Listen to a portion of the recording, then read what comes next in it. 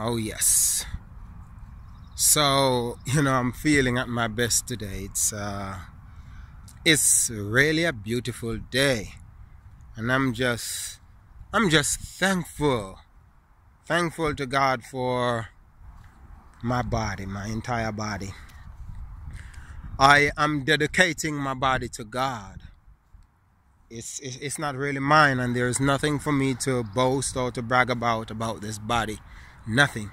Cannot boast about my lips, nor my hair, my starch, my fingers,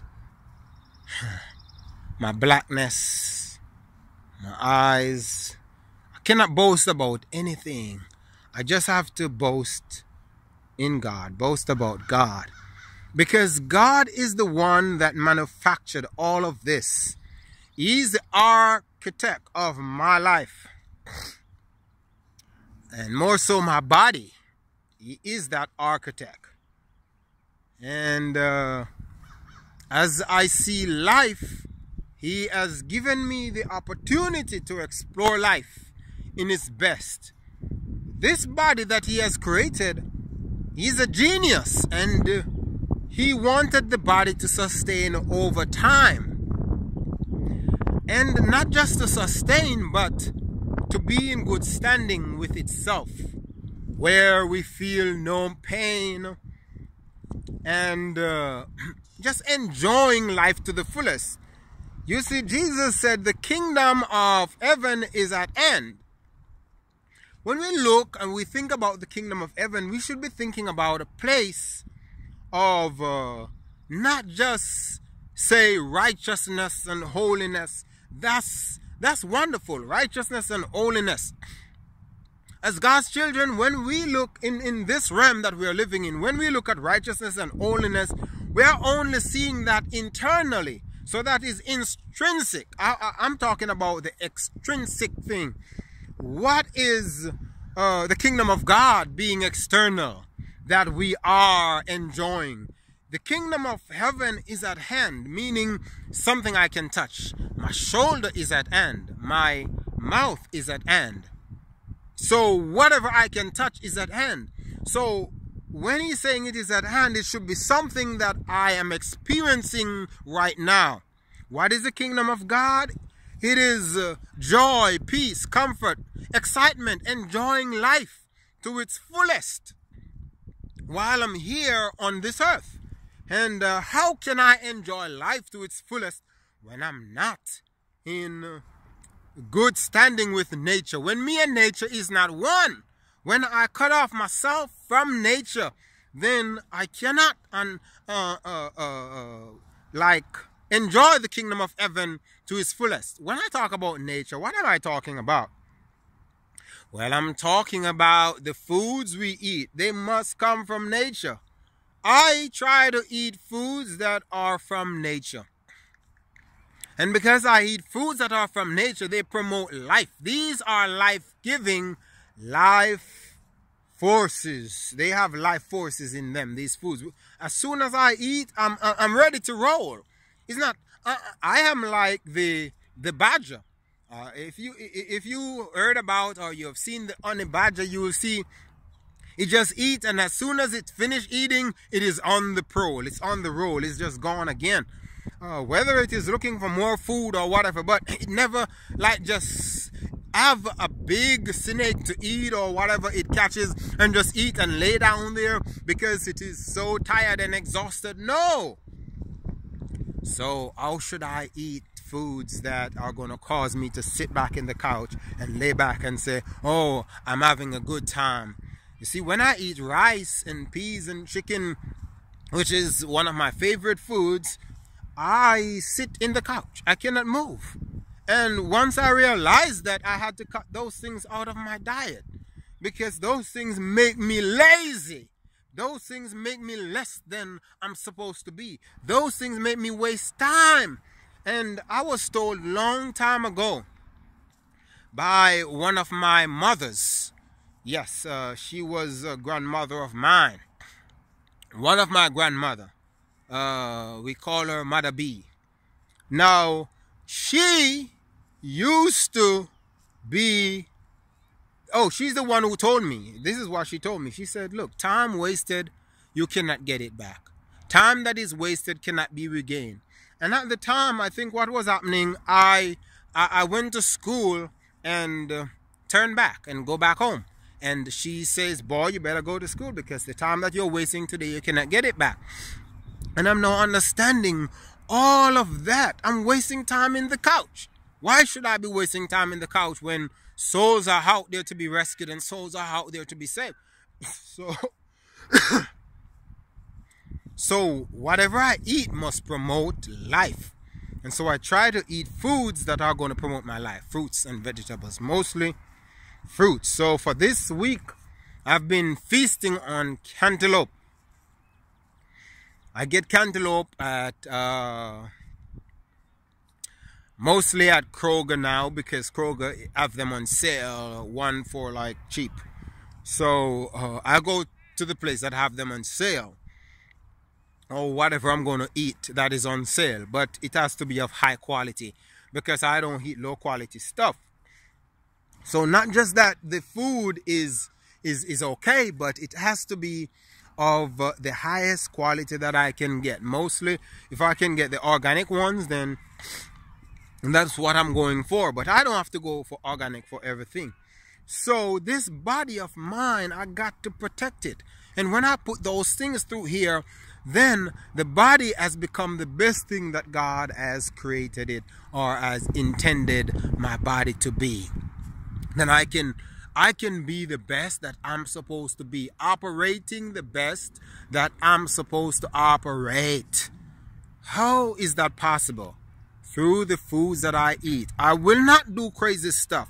I promise you, you will never find someone who eats right from nature that is going to end up doing crazy stuff, killing one another, all sorts of things that we do because the mind is not corrupt. I believe that my mind is corrupt when starch is all over it.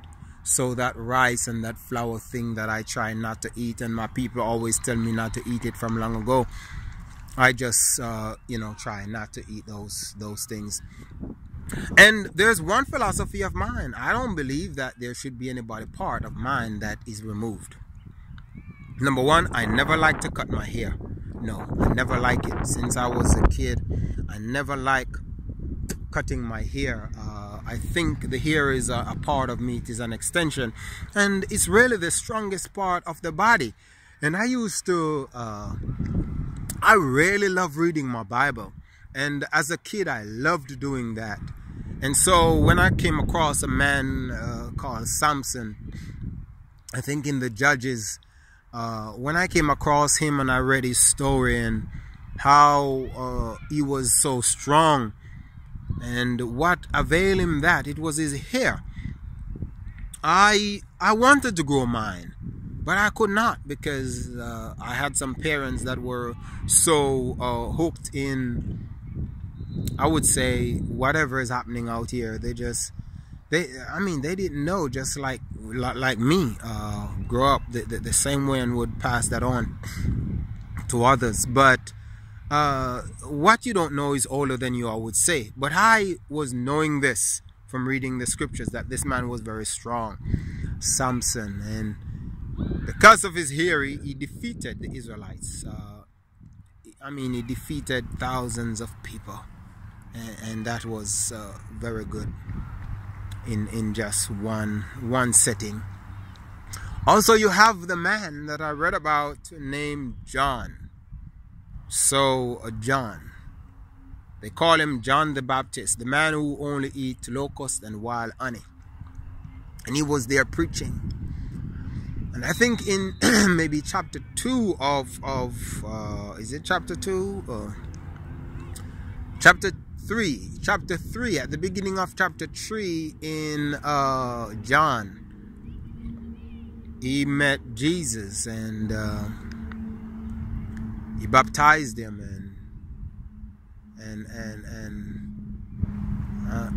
see, I'm not even sure if it is John chapter 3, but it's someplace there. But he met Jesus because Jesus came to him. He baptized Jesus, and Jesus went away into the wilderness. But the Bible said that no scissors should go upon this man's hair, because this guy is holy. I mean, this guy is sent from God. This guy is having direct connection with God, and God is going to speak to him. He has a mission. So in order for the mission to carry out, he has to have his hair on his body. And I always think about Jesus, like, how would it be to see no hair Jesus, not having any hair on his head? So I'm very protective of the things that I remove from my body. And in so saying, I told my people, if I ever get, let's say, should get sick in that realm where you want to take off my toe, like some family members of mine that they have removed their body parts, take off some of my breasts, maybe, I don't know if I have any, but take out my kidney and all those different, no, I ain't losing no body part, and I ain't losing none for nobody. So nobody in my family, I don't care if Jesus come, not even Jesus getting none of my kidney. No, not getting none. So God gave me 2, and God gave you 2. So you keep your 2. I believe that the things that he puts in nature are good enough to heal them. My kidney were in a dilapidated situation, and I just eat according to how God would want me to eat, according to how the animals in nature eats. They just eat things that are there in nature. And now I'm feeling my best. I was so slow and sluggish. I snored and everything. Man, I had headache, everything that was crazy. And today I can boast in God that I'm not feeling any of these things anymore. I am fine. I am blessed. I am highly favored. I'm doing pretty good with all my body parts, and I never ever want to lose any. The only way I will allow a doctor to operate on me, if I get into an accident. Yeah, they are very good, I promise you. Doctor right now, if they said something is in your head and they want to go in there and cut it out, they know every vein, every artery, every valve, they know everything. They studied the body and they know it. Sometimes they might slip, but if they even slip, they know how to correct their stuff. They're good at surgery, so they can take you through it and bring you back here. But I would be less than I came into this world. I don't want to. And I believe that we could grow back every part that they take out if we eat right. I really believe that. I don't know if it ever happened or stuff like that, but the same God who puts it in there through this body, and this body is a genius. It is fearfully and wonderfully made and can bring back itself. So that's God right there. That's God. Just trust God, trust nature. Whatever God give us, let's utilize it, and then we'll see how our bodies will become the best that it is supposed to be. You will always feel good, even when you reach 30 and almost 40 like myself. You're going to be strong, you're going to be brave, you're going to be courageous, you're going to love life, but not to the point where you're afraid of dying. Because dying is life. Dying is gain. You know, the Bible said, living for me is to live for Christ. And dying is even better because it is gain. Bless up.